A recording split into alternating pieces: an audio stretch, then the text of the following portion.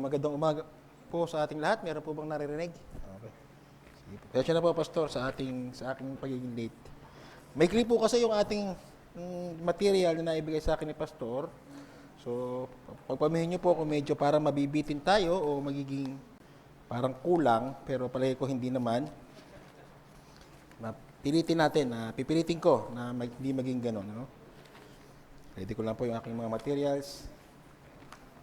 Ayan.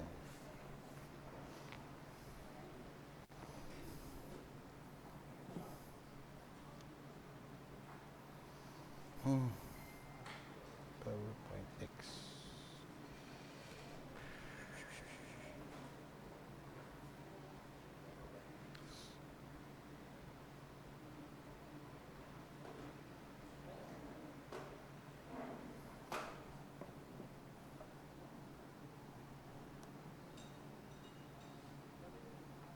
Ayan. Magandang umaga po muli sa ating lahat. Pastor, nag-pray na po kayo kanina? Okay. So, ayun po. So, dahil nag-pray na po si Pastor kanina, ay hindi ko na rin po, tuloy na po tayo sa ating pag-aaral. So, sabi nga po ni Pastor kanina, from last week, napag-aaralan po natin ano ang role, ang napakahalaga at napakalaking role ng Holy Spirit pagdating sa buhay ng ating Panginoon. Ngayon naman, ang pag-aaralan natin ay ano ang role ng pananampalataya ni Jesus. So, pag-aaralan po natin ay Christ's faith. Isa po sa mga bagay na sumagi sa isip ko, bakit magkakaroon ng faith ang isang perfect na tao? Ang premise po ng material ay, isipin po lagi natin na ang Diyos ay naging tao. So, doon po tayo lalagay. Sa ating kaisipan at sa ating karanasan din at kaalaman, ang Panginoon ay Diyos. Pero, sabi nga ng mga napag-aralan natin nung una, siya ay tao at Diyos. So, doon po tayo babaling at magbibigay ng focus doon sa kanyang pagiging tao. Okay po. Sabi po, if Jesus is the crown of the Christian life, faith is the jewel on the crown. Ang tingin ko po, ang nakita ko po rito ay hindi po siya jewel na parang palumuti. Yun po yung peak o yung pinakamagandang parte ng crown. Actually, sometimes the jewel makes the crown. Di ba? Yung corona, para makita natin mabuti at malaman ang value nito, yung nakalagay sa kanya.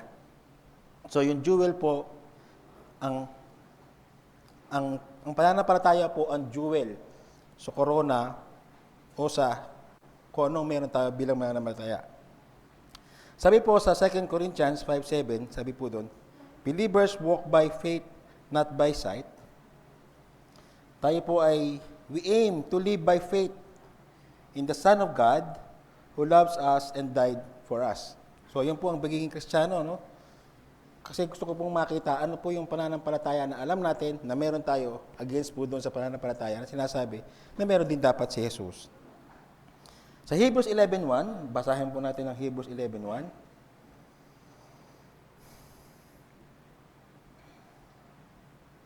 Yan. Sabi po, ano raw po ang faith?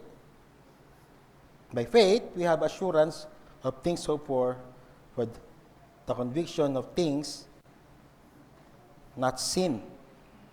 Naniniwala tayo at umaasa na lahat ng sinabi ng Diyos patungkol sa atin, kung saan tayo pupunta, ang ating destinasyon, ang ating destiny, ang lahat na pinakako niya sa atin ay mangyayari at matutupad. Yun po ang ating pananampalataya, hindi po ba?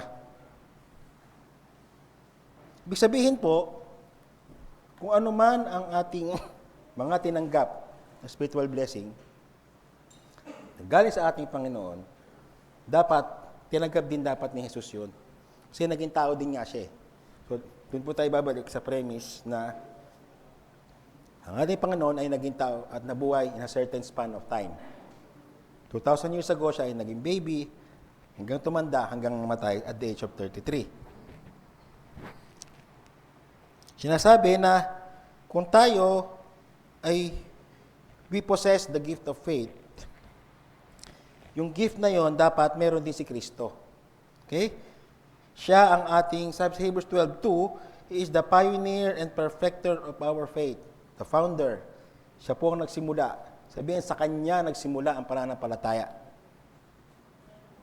At higit sa lahat, ating pinangahawakan na ang Panginoon ay isang totoong tao na binigay ang Kanyang privileges bilang Diyos at binitawan nito in a way because of His divinity. Dapat nating i-affirm na si Kristo ay nabuhay by faith and not by sight. Tama po ba? Nakuha po ba natin yung kaisipan na para matanggapin natin at masabi natin na si Jesus ay naging tao, lahat ng ginawa niya ay ginawa niya by faith. Kasi pag hindi ka gumawa by faith, ano sabi? Everything that proceeds out of faith is sin. Na siya ay sinless, ibig sabihin ang lahat ng ginawa niya is by faith. So meron siyang pananampalataya. Okay po? Yun po yung premise ng ating pag-aaralan.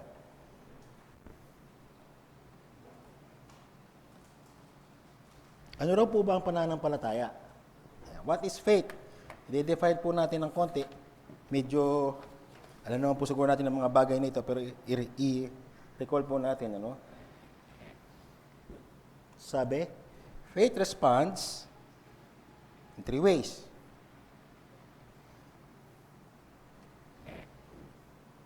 Una, in knowledge of who God is and what He has revealed. Ito po yung pananampalataya meron tayo. Okay? Sa kanyang kabuuan o sa kanyang core, ang mga pananampalataya ay naniniwala na ang Diyos ay Diyos. At sa kanyang revelation ay buo at kompleto. Sa ganung gana, hindi ganoong katulad ng pananampalataya ni Kristo. Alam ni Kristo kung sino ang Diyos. Doon nga siya nanggaling eh. Okay po? Alam niya na nag-i-exist ng Panginoon, alam ng ating tagapagligtas na si Kristo kung sino ang Ama, pero kailangan niyang maniwala at manampalataya na yung will ng kanyang Ama ay mabuti. Okay? Para nung siya ay naging tao, kailangan niya paniwalaan ng buong buo na ang plano ng Panginoon, ng kanyang Ama, ay tama at mabuti patungo sa kalooban nito. Okay? So, yun po yung unang-unang faith.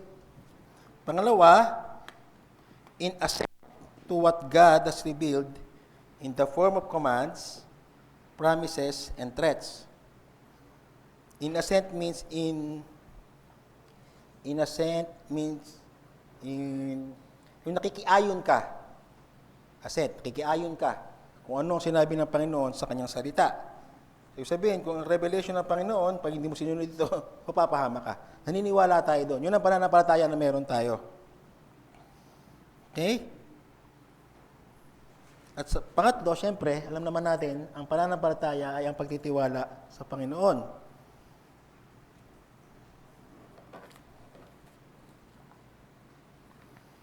Okay? Ang sinasabi ng Biblia, ang mga pangako ng Panginoon kay Kristo ay mangyayari lang pag siya ay namatay. After ang kalooban na ito ay ang kaligtasan ng mga mananampalataya. Sabihin, ang plano ng Panginoon upang magawa ang mga bagay na ito, upang mangyari na maligtas ang bawat isa, ay kailangan mamatay si Kristo in a certain point in time. Kaya nga sabi ko kanina, ang premise ng material is, makita natin na si Kristo ay nabuhay. Hindi siya parang kwento lang na nangyari.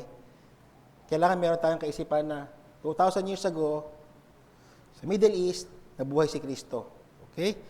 So, yun po yung faith na meron si Kristo. Naniniwala siya na ang kalooban ng Panginoon ay mangyayari kapag siya ay mamatay. Bilang resulta, hanggat hindi nangyayari yung pangako, kailangan niyang mabuhay sa pananampalataya. So, para ma-fulfill ang kaligtasan ng mananampalataya, kailangan nabuhay si Kristo na naniniwala na gagawin ito ng Ama sa Kanya. Sa araw-araw, hanggang siya ay mamatay. Tapos naniniwala rin tayo na kung ang Espiritu, from last time, kung ang banal na Espiritu ay ano ba yung tamang word sa Tagalog, nanahan sa ating Panginoon, ano po ba ang produkto ng Holy Spirit? Pag na-convict tayo ng Holy Spirit, hindi po ba pananampalataya? Ibig sabihin, kung si Kristo mismo ay puspos ng Espiritu, dapat naman ang palataya siya. Kasi yun ang product ng Holy Spirit. Okay? So, ibig sabihin, ang response ng bawat isa sa Espiritu ay pananampalataya, ganoon din dapat nangyari kay Kristo.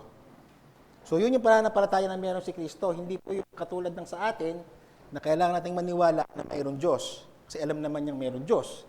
Doon siya nanggaling. Iniwala siya na ina-affirm din niya na ang salita ng Panginoon ay totoo, ang bawat sabihin ng Panginoon ay totoo at gagawin niya.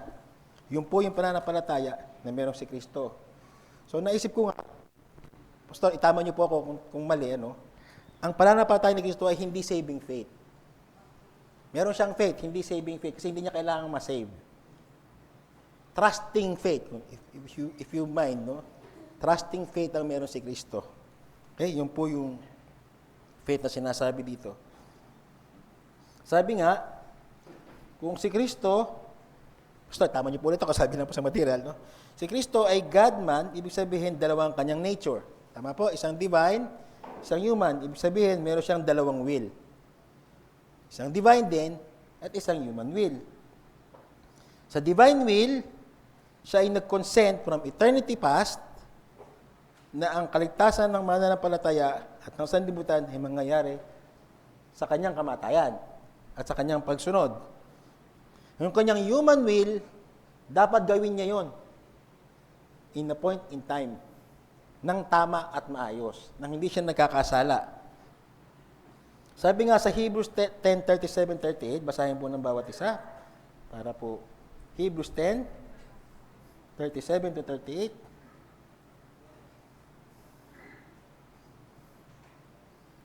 May natuba tayong bawat isa?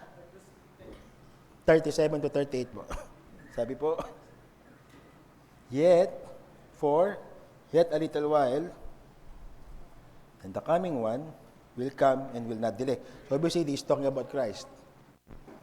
Yet a little while, for the coming one will come and will not delay. My righteous one shall live by faith. And ito po yung verse. And he which shrinks back, my soul has no pleasure in him. If these verses are talking about Christ, sinasabi po rito na ang Ama ay will not take pleasure in Christ if he shrinks back. Ibig sabihin, hindi sinasabi na posibleng mag-shrink si Kristo. Sinasabi po dun sa verse, ano ang mangyayari pag nagawa ni Kristo mag-shrink back. Sabihin, the Father is in constant view of Christ habang siya ay nabubuhay. Lagi nakatingin ang Ama kay Kristo sa kanyang araw-araw na ginagawa mula pagka-baby hanggang sa kanyang kamatayan. Ibig sabihin, sabi din, ultimo yung pagiging baby ni Kristo, sino po ang nakakaisip dito na si Kristo po ba ay naisip nung umiyak?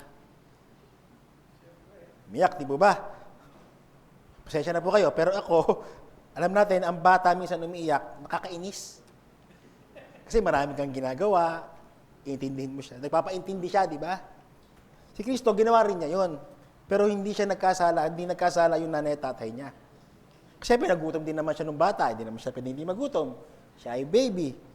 Siya ay posibleng nasaktan nang siya ay natumba habang nag-aaral siya maglakad. Hindi po ba? Siguro hindi ko na naisip yun kasi alam ko lang si Kristo, tandaan Pero naisip ba natin, mula baby hanggang 30 years old, talagang hindi siya nagkasala, di po ba? Pero may mga pagkakataon ba na meron siyang, posible siyang magkasala na hindi niya alam? Na, bilang baby. Di ba ang baby, natural na gusto niya para sa kanya lahat. Lahat ng atensyon kanya, lahat ng oras ng magulang niya gusto sa kanya. Gusto lagi siyang karga, gusto lagi siyang hawak-hawak, hindi po ba? That is because of the selfish nature of the human being. Pero sa Kristo, hindi siya ganon. Sabihin, mula baby pa lang, mayroon na siya pananampalataya na yung kanyang ginagawa niya sa buhay ay para sa kalooban ng Ama. Sabi nga rito, wag daw natin kakantahin yung Away in a Manger. Kasi meron daw verse na, no crying he makes. No crying he makes. Hindi raw pa. Kasi ang nasa isip ko, kung katulad ko kayo, napakabait ng baby. Hindi siya umiyak, hindi siya nagkapasaway, hindi siya nagdudumi ng wala sa lugar, hindi siya lumuluwad. Ano yung luwad, yung pagka-dede, susuka, di po ba? Parang gano'n kaisipan ko sa Panginoon, pero hindi pwedeng maging gano'n eh. Kasi normal na tao siya eh. Pero ang kaibahan lang, hindi siya nagkakasala. Okay po. So, na bilang baby pa lang, bata pa lang, lahat ng thoughts niya patungo na sa Panginoon. Patungo doon sa gagawin sa kanya 30 years from now. From his birth. No? Sabi nga doon sa kahit yung command na Deuteronomy 6:5 na you shall love the Lord your God with all your heart, with all your soul, with all your might. Nag-apply na kay Jesus yun, baby pa lang. Sa atin naman lahat, ganun din naman eh. Kaya tayo sablay, siya hindi. Kasi meron siya pananampalataya sa Panginoon na yung mangyayari from this day forward, from this day point, hanggang sa kanyang kamatayan, ay kalooban ng Panginoon sa kanya. Okay po? Sabi nga sa Hebrews, kanina natin ulit, balikan natin yung Hebrews 10:37-38, sabi, but my righteous one shall live by faith, and if he shrinks back, my soul has no pleasure in him. Sabi ko kanina, hindi sinasabi ng verse na posibleng nagkasala si Kristo at magkakasala during that point in time. Sinasabi, ang Panginoong, ang ating Ama, ang kanyang Ama na nasa langit, ay laging nakatingin sa Kanya, sa bawat kilos niya, na kapag ang magiging repercussion ito ay my soul will have no pleasure in Him. Yun ang sabi ng Ama Kristo. Okay po? Titingnan natin na maraming pagkakataon na si Kristo ay posible, hindi man posible, kundi maraming pagkakataon na ipinakita ng Diyos Ama sa Kanya upang mag-waver ang kanyang pananampalataya. No? Unang-una, temptation ng devil. Maaring hindi naniwala si Kristo during that time kasi 40 days na siyang gutom. Yung mga disciples niya nagiging pasaway. Pasensya na sa term ko kasi yun ang meron tayo ngayon. Maraming pagkakataon ng disciple hindi sinusunod yung gusto niya. Tapos, reject ang kanyang ministry ng kanyang pamilya. Hindi alam ng pamilya niya sino talaga siya. Naiisip niyo ba, nakikita niyo ba yung katotohanan na kung ako nga bilang mahal ko yung magulang ko, pero piling ng magulang ko, hindi ko sila mahal. Masakit na nga sa loob yun eh. Yung pa kaya pamilya mo, na ikaw yung Diyos, na hindi nila makita. Parang gano'n ang kalooban, ang naisip ko para sa ating Panginoon during that time. Di ba? Sana hindi wala akong katulad dito na parang feeling na magulang nila, hindi ko sila mahal. Masakit sa loob yun, siyempre, di po ba? Pero si Kristo, ganun din. Sa araw-araw nabubuhay sila, sama-sama sa isang bahay, sa isang bubong, hindi makita ng pamilya niya na ito pala yung Savior. Ito pala yung Savior na pinagkaloob sa atin bilang mga Hudyo from the past. No? Nandun din yung, siyempre, nakita naman natin na during the time na nag-minister siya, parang naniniwala sa kanya. Konti lang. No? Yung inaasahan niya maniniwala, yung mga Pariseo, yung mga Sanhedrin, ay maniwala sa kanya. No? Pero even though hindi nag-work ang ating Panginoon, dahil alam niya na yung kanyang Ama will justify Him in due time. So yun yung pananampalataya na meron si Kristo. Naniwala siya na ang kanyang Ama ang magliligtas at mag-justify sa Kanya. Sabi nga, ito ang pananampalataya na meron tayo na nag-enable sa atin. No? Naniniwala tayo at umaasa na ang Panginoon na magliligtas sa atin pero siya rin ang Panginoon na mag-i-enable sa atin sa bawat detail ng ating buhay kung paano ito gagawin. This is what faith enables us to do. That is to trust God not only for our salvation, but also in every detail of our lives. Sabi nga, yung struggle natin sa pamumuhay sa araw-araw, sa pananampalataya, ay isang bagay na hindi iba kay Kristo. Kasi siya mismo naranasan niya kung paano mabuhay sa araw-araw, nananampalataya sa kanyang Ama, sa mga pangako ng kanyang Ama, na ibinigay sa kanya at inaatang sa kanya. No? The struggle to live by faith in this world is not unknown to Jesus. Naalala niya ang hirap at ang challenge ng buhay ng pananampalataya at siya'y nakipag-sympathize sa bawat isa atin na nag-engage sa mga pare-parehas na may hirap pero rewarding na mga lakarin natin patungo sa buhay ng kaligtasan. At syempre, kung titingnan natin din mabuti na yung buhay ni Kristo na puno ng pananampalataya ay ang paraan ng Panginoon para siya ma-prepare sa kanyang kamatayan sa pananampalataya pa rin. Jesus' faith-filled life was the preparation for His faith-filled death. Kaya niya nga nasabi, doon sa Luke 23:46, ang sabi niya, Father, into your hands I commit my spirit. Nakita natin na kaya ganun ka sa term na kayang-kaya niyang sabihin na Father, I commit into thee, I commit my spirit. Kasi naniwala talaga siya from the very beginning. Na ito talaga yung plano. Ito talaga yung culmination ng plano. Tama ang Panginoon, ang ating Ama sa nangyari sa kanyang buhay. No? Ibig sabihin, kung naniniwala tayo,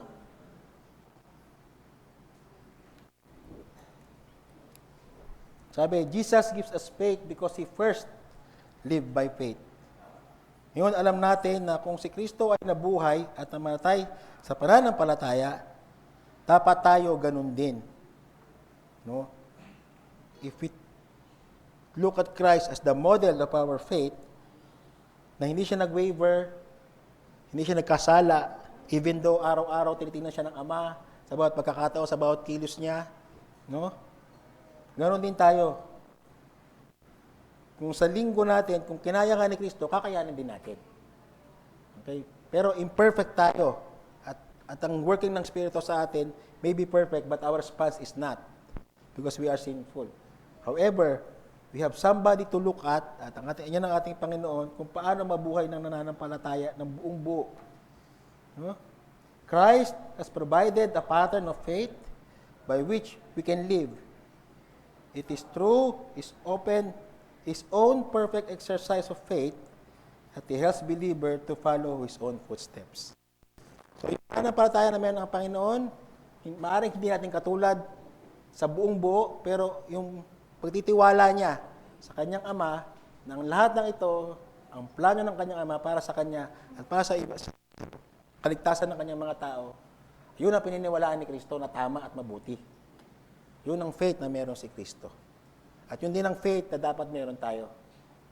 Tayo niniwala na ang lahat na nangyayari sa ating buhay, ang lahat na nagaganap sa ating buhay, maliit man o malaki, mahirap talagang tingnan at makita na laging ganon. Especially pag tayo ay nasasaktan o nahihirapan. Ang hirap sabihin na, Panginoon, di ba talaga ang kalooban mo sa akin? Diba? Ito ba talaga yung dapat kong gawin? Lalo halimbawa, ginawa mo naman ang diligence mo, nag-aaral ka mabuti, nanalangin ka mabuti, humingi ka ng payo sa iba, sa dulo mali, sa dulo palpak. Ang hirap maniwala na yun yung kalooban ng Panginoon sa atin. Pero yun ang tinuturo ni Kristo sa atin. Na ito ang kalooban ng Ama sa atin, ito ang ating sinunod, ito ating sundin. Hindi tayo dapat mag-waver sa ating buhay Kristiyano dahil lang dito sa mga bagay nito. And in that, yun po ang ating Sunday School. Yun lang po. Maraming salamat po, Pastor, sa bawat isa. Pero po kayong tanong, si Pastor po ang Sige. sagot. Magtanong na tayo. Maganda yung Ma- yung topic na to. Kasi, di ba, parang medyo nakakagulat din, ano, di ba, pag-usapan si Jesus may pananampalataya. Kasi pagka iniisip natin yung faith, parang sa atin dapat yun eh, no? Yes. Pero maganda yung pinakita na maging si Jesus meron siyang faith.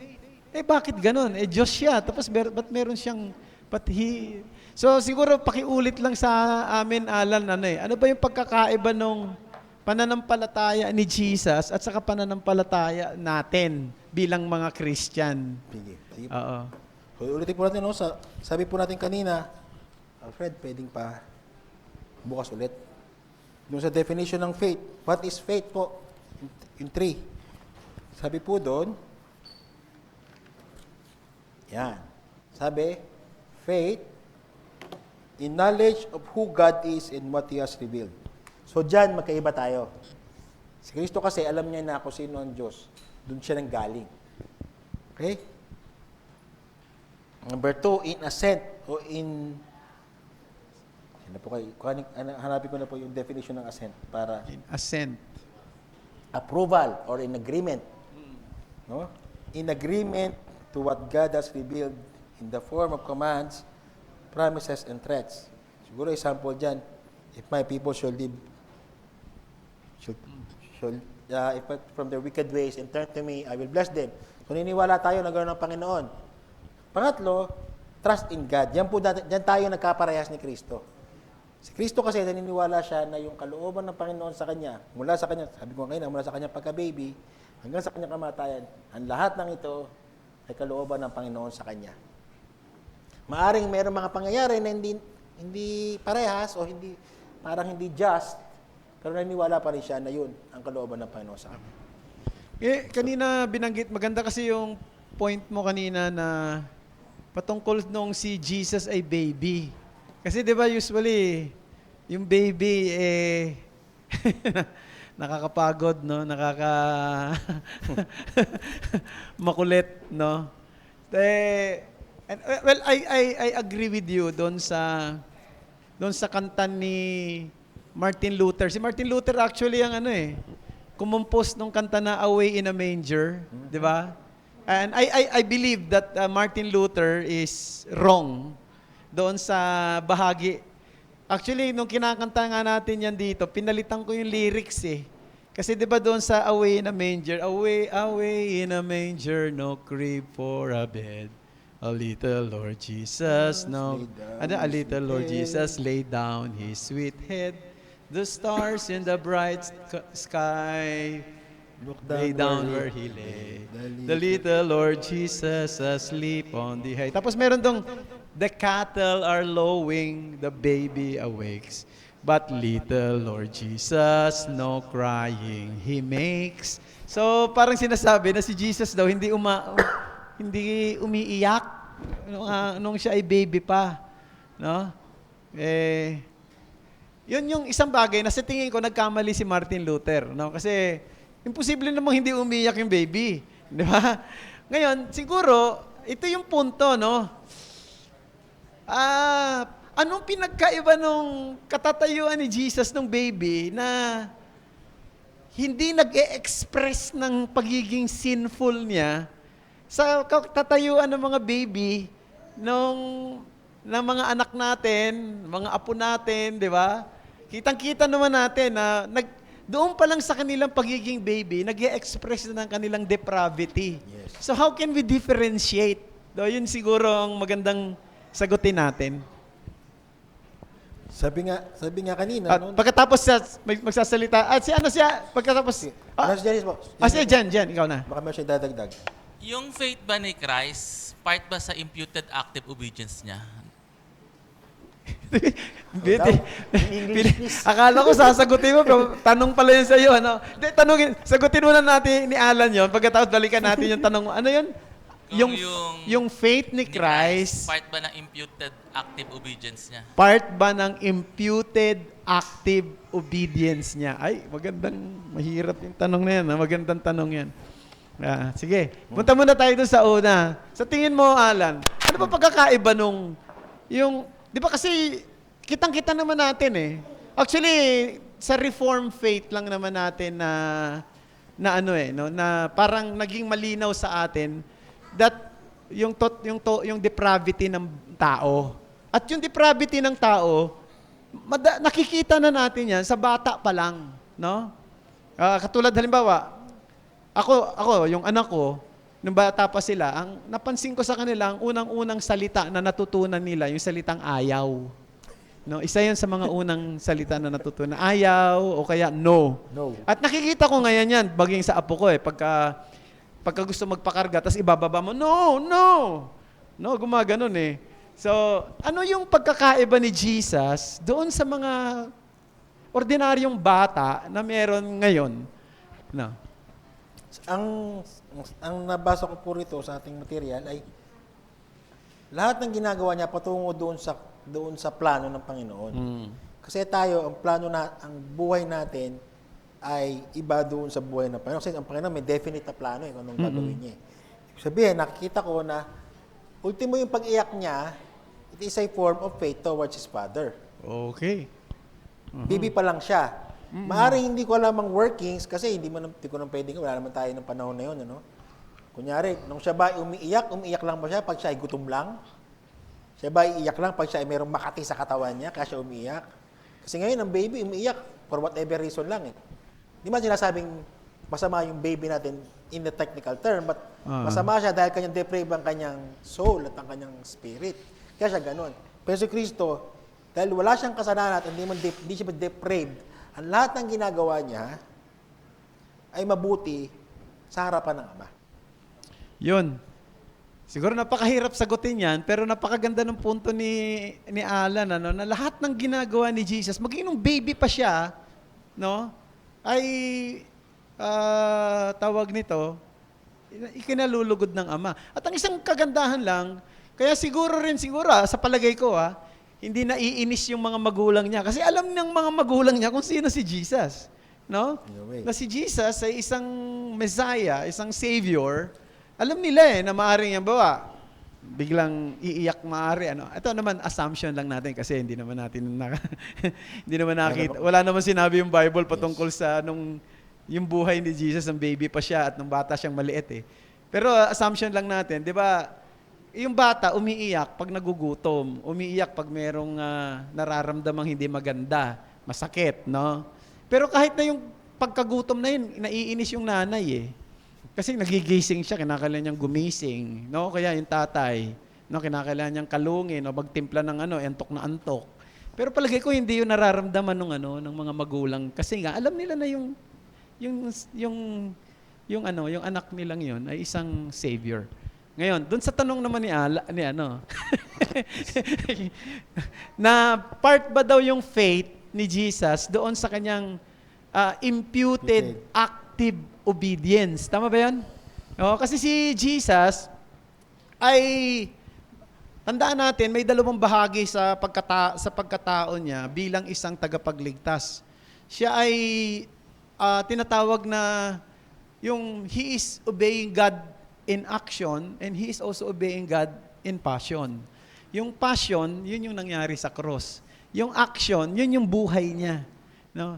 Bahagi ba daw nung kanyang pananampalataya ay dahil kinakailangan niyang sumunod ng lubos doon sa batas ng Diyos at sa kalooban ng Diyos. Ano? Palagay ko, Pastor, tama po si James. Ano po yun? Ganun nga po talaga ang kanyang pagsunod ay ayon sa pananampalataya at sa paniniwala na ito ang kalooban ng Diyos sa kanya. Ito sakto yung kalooban.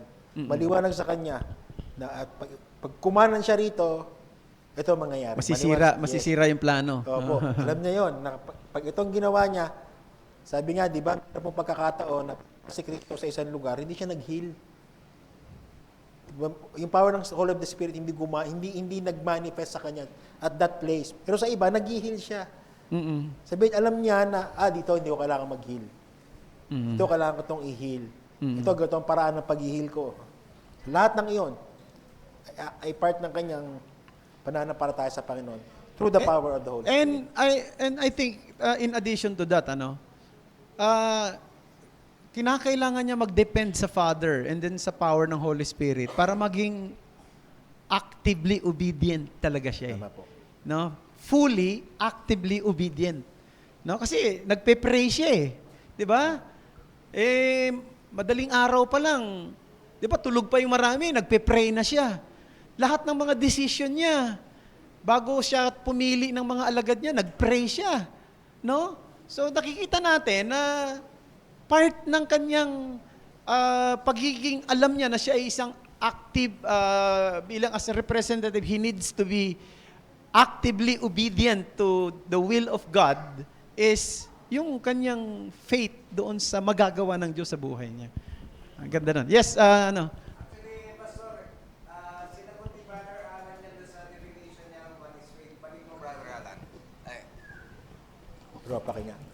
then sa 3 definitions mo ng ano. What is faith? Okay, Yan. sabi niya, in knowledge of who God is and what He has revealed.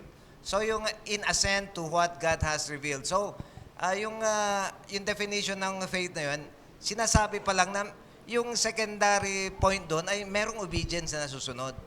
Kaya nandun na mismo doon sa doon sa faith niya na meron siyang pagsunod na gagawin. Hindi lamang siya pananampalataya, kundi yung alam niya kung anong dapat susundin niya. At yung pananampalatayanan din niya. Kaya nandun din, nasagot na rin na yun. Maraming salamat. Meron pa ako mga gustong si Ate Banji. Pakibigyan ng microphone si Ate Banji. Kasi po, simula nung pasimulan yung series po yan, Oo. merong isang salitang hindi maalis-alis sa isip ko, yung hypostatic union. Opo. So, ang sabi ko, kahit ang conception, immaculate conception ng Panginoon is His uniqueness. Mm-mm. Hindi talaga kagaya siya ng pag-conceive sa atin. Hindi kaya, kahit nung baby pa siya, kaya nga siya may hypostatic union.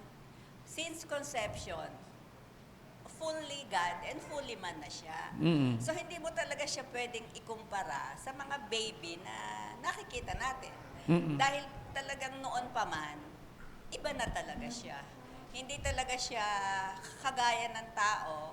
Lahat ng mga sinasabi natin dyan, it fully characterize Him as fully God and fully man since birth. Yun lang po. Okay, maraming salamat ate. Pero ang pinupunto ng hypostatic union, no, ay yung tama yung salitang uniqueness ni Jesus eh.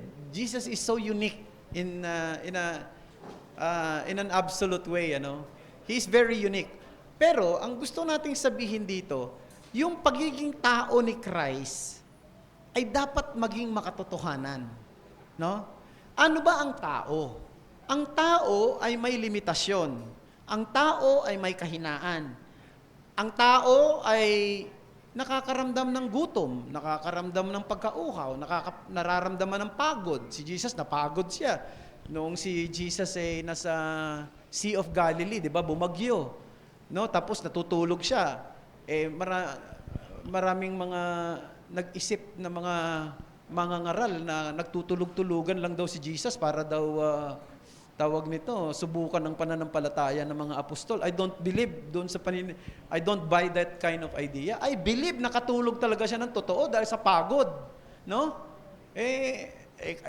Sa totoo lang may 2 bagong taon na na hindi ko naramdaman yung putukan dahil nakatulog ako no? Ha? Tapos na. Tapos na yung putukan. Imagine mo lakas ng putukan doon sa amin sa GMA. Hindi mo maririnig yun. Tulog ako No, pagod No, ang ibig ko lang sabihin, si Jesus naramdaman niya yun Yung pagiging tao. Kaya, kasi kinakailangan niya maging tulad ni Adan para maging totoo siyang representative ng mankind. Yung hypostatic union ay para lang ipaunawa sa atin na kahit na naging totoong tao siya, hindi nawala yung kanyang pagiging Diyos. Hindi niya lang in-exercise. Hindi niya lang ginamit yon.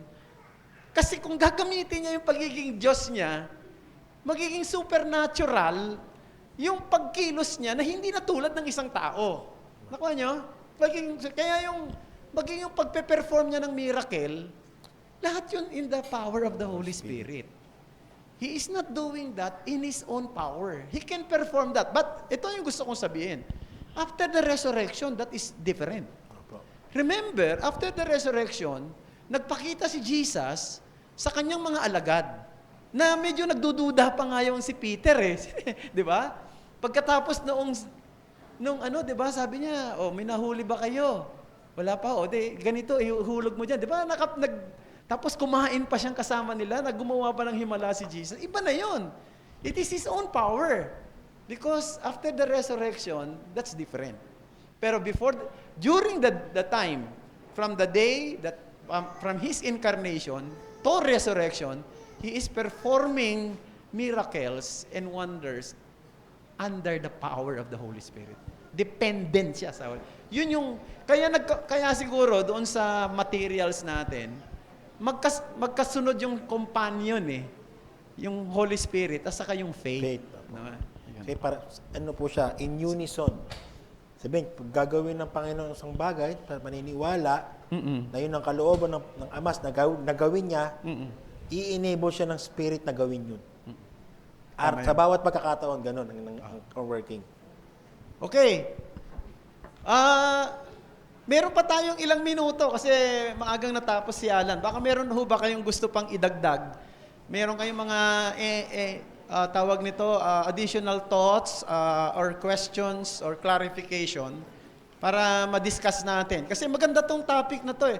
Alam niyo, pinapakita rito, imagine mo si Jesus, kinakailangan niya mag-exercise ng faith. Tama. No? Kung si Jesus nag-exercise ng faith, how much more tayo? Tama po. Pero pinakita ni Jesus, pwede palang mangyari na magtagumpay tayo sa mga pakikipaglaban natin sa mundong ito sa pamamagitan ng pananampalataya. No? Pwede pala yun dahil yun ang ginawa ni Jesus. Sige, Aris. Binasa kanina ni Brother Alan yung Hebrews chapter 10, 37 verses 37 to 38. Tapos, basahin ko ulit. Yet a little while, and the coming one will come and will not delay. But my righteous shall live by faith, and if he shrinks back, my soul has no pleasure in him.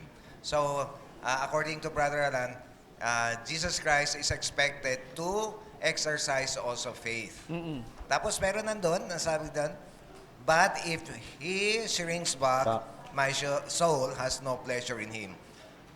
So, just in case, he would shrink back, but he would not. But further on, sinabi ng writer of the Hebrew, sabi niya, in verse 39, but we are not of those who shrink back and are destroyed, but of those who have faith and preserve their souls. So, napakaganda yung continuation niya na talagang Jesus Christ would never shrink back, nor are we as people of faith. Pero dun sa binasa mo, Aris, di ba? Tama yun, binasa rin ni Alan kanina yun sa Hebrews 10:37, di ba? Yet a little while, and the coming one will come and will not delay, but my righteous one shall live, referring to Jesus, by faith. So, hindi ito tumutukoy sa atin, kay Jesus to. Sabi niya, ang matuwid ay mabubuhay sa pananampalataya. Sino yun? Si Jesus daw yun. If he shrink back, di ba sabi? Kung siya ay manghihina, kung siya ay tatalikod, no? Sabi ng Ama, ang kaluluwa ko'y walang kaluguran sa kanya. So, merong threat na si Jesus pwedeng tumalikod There is a threat. Nakita niyo, may threat But Jesus triumphed over those threats. No? Because he lived by faith. Ayan. Okay? Meron pa po. Hindi ko alam kung may nagbibigay nagpapadala sa sa ating chat. Kasi minsan may mga nagbibigay. Sabihin niyo lang sa akin. Meron pa? Meron pang additional thoughts, additional questions and clarification? No? Actually, it is not commonly discussed yung faith ni Christ. No? I don't know about you, pero in the course of my Christian life, hindi masyadong dinidiscuss yung patungkol sa faith ni Christ eh. Ganun din, Pastor, yung role ng Holy Spirit sa buhay ni Kristo. At maging yon, yes. Maging yung role ng Holy Spirit. In fact, madalas naririnig ko nung araw, si Jesus ay Diyos. Bakit? Kasi nagpe-perform siya ng miracle. Kasi nagpapalaya siya ng demonyo. Kasi bumubuhay siya ng patay. Kaya si Jesus ay Diyos. Ay palagay ko, medyo sablay yung ganong klase ng, reasoning. Kasi nga hindi niya ginamit yung pagiging Diyos niya sa pagpe-perform niya ng miracle. Nasa state siya ng humiliation eh. Pero hindi, ibig sabihin, ay hindi siya Diyos. So parang, siguro pwede natin gawing illustration diyan kung ikaw ay, kung halimbawa sino ba mayaman tao? Halimbawa yung mga hindi niyo paboritong, kasi baka iba ayaw niyo kay bilyar eh, kaya maraming ayaw kay bilyar dahil sa prime water.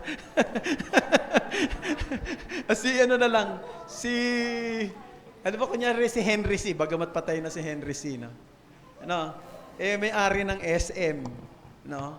Halimbawa, bigla lang siyang, ginusto niya lang na maging isang utility man sa isa sa mga SM store niya. Naglilinis, di ba? Nagdi-deliver, no? Naka-uniform din tulad ng isang utility man, no? Ibig bang sabihin na wala yung kanyang pagiging may-ari ng napakalaking establishment na ito? Hindi. Yun. No? Hindi niya lang ginamit, siguro, nung oras na yon. So, same also is true with Christ. Okay? Wala na? Sige, wala na. Maaga tayong, meron tayong time for break. Maraming salamat, Alan. Salamat po.